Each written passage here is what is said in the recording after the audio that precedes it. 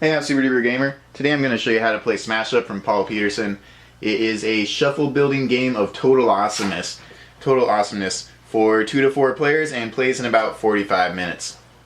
Alright, what they mean by shuffle building is in this game there are 8 factions in the base box, and the expansions mostly just add factions. In here I've got the Pretty Smash Up expansion, which is these 4 factions here. But what you get in the base box is a set of bases and 8 factions.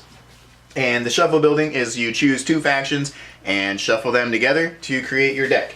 Each faction contains 20 cards, so your deck is going to be 40 cards. The factions you'll get in the base box of Smash Up are aliens, dinosaurs, ninjas, pirates, robots, tricksters, wizards, and zombies. So the game is for 2 to 4 players.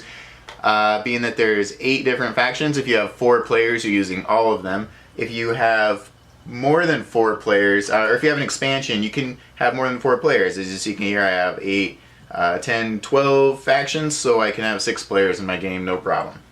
So you can see here, this is the Pirates deck. They all have the same back, so that when you mix them together, it creates one nice deck. So here you see some Pirates, Sea Dogs, Action. You notice all the cards in the middle there either say action or minion. Basically on your turn you'll play 1 action and 1 minion, and then draw 2 cards, and that's your turn. Now every single one of these cards has ascendance on it, and you're going to have to read that to see what the card does. Okay, so to get started playing the game, have each player choose 2 factions. That's one from the expansion there. Let me use some base game factions. See, we've got aliens and ninjas. Okay, and then say player 2 is going to do tricksters and zombies.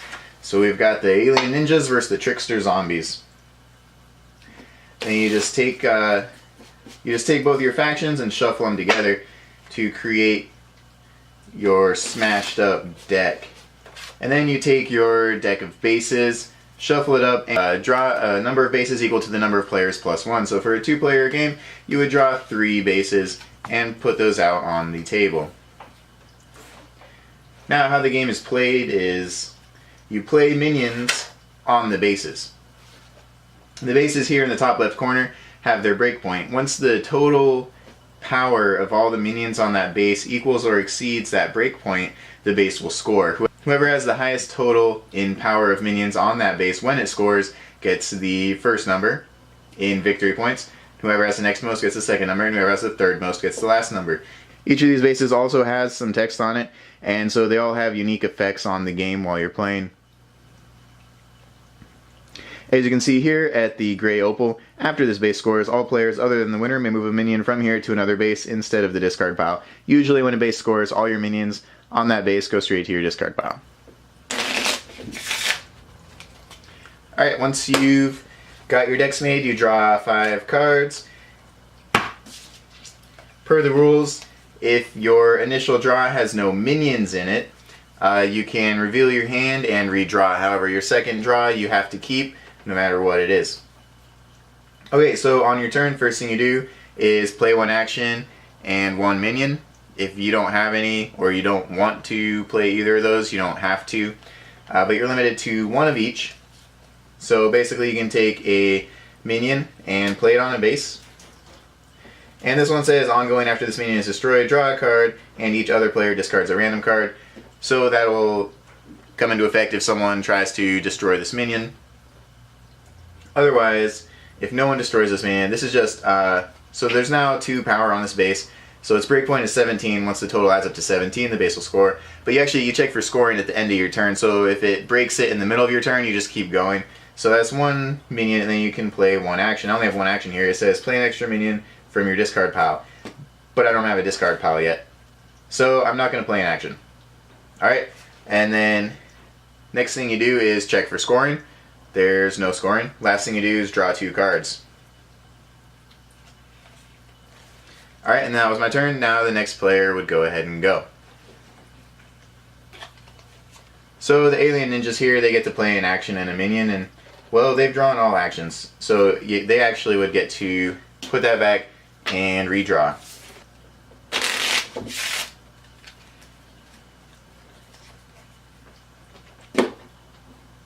Okay, so our alien ninjas, now they have actions and minions. So you got your Ninja Acolyte special on your turn. If you have not yet played a minion, you may return this minion to your hand and play an extra minion on this base. Okay, Shinobi, that's an interesting card. Special, before base scores, you may play this minion there. You can only use one Shinobi's ability per base. So basically, that one, you can play it out of turn as a base is scoring. So you could play it right now also, but it's better to save that for a more advantageous time. Action, choose one or two of your minions on one base, play an equal number of extra minions there, and return the chosen minions to your hand. So if it says play extra minions, that means you get to play your one regular minion, and then you get to play more extra minions. So there's a lot of cards in this game that allow you to play extra minions, or extra actions, or draw extra cards, or draw cards in the middle of your turn. Alright, here's another action special, before base scores, play a minion there. So you would play this action as a base is scoring, or before the base scores. And then you would put one of your minions, any one of your minions, on that base. Shinobi is like the same thing, but you can do it without having that action. So neither of these actions are really applicable at the moment, so you're just going to play a Ninja Acolyte here. And then draw 2 cards. Okay, and then it's player one's turn again. So you draw at the end of your turn. It's nice, so that way you have a time to look at your cards and try to decide what you're going to do before your turn comes around. It helps play keep moving smoothly around the table.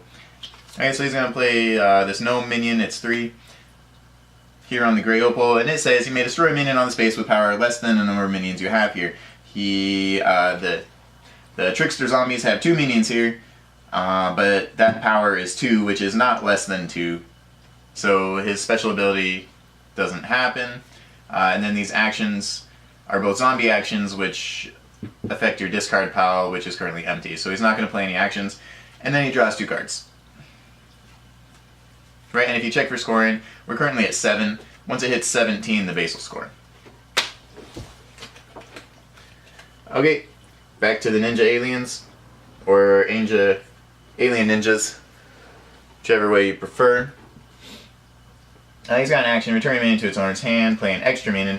So he's going to play that action. Now that action card that you just played goes into his discard pile, and he's going to return this minion to its owner's hand.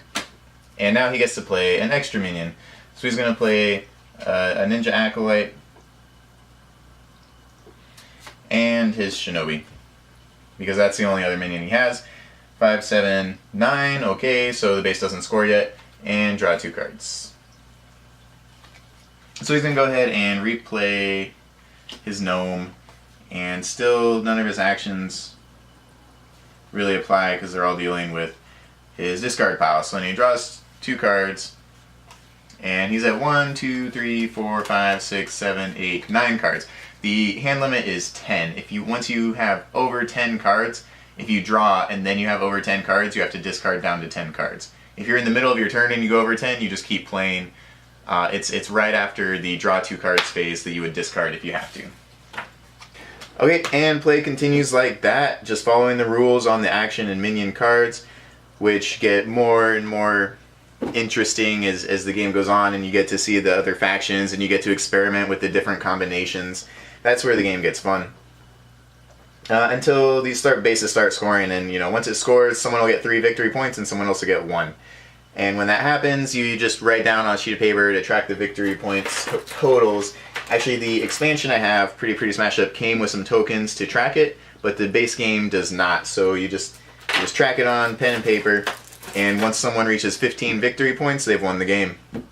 And once this hits 17 and is scored, and the victory points are awarded, this then gets set aside, and you pull out your base pile and draw the next base to replace it. Alright, so that was a really quick explanation of how you play Smash Up by Paul Peterson, but honestly that's all you need to know. Most of the game is written on the cards, and it's more fun to experience it and figure it out as you go along. So, I think I've given you enough to get you started playing this game with your friends. I hope you enjoy it.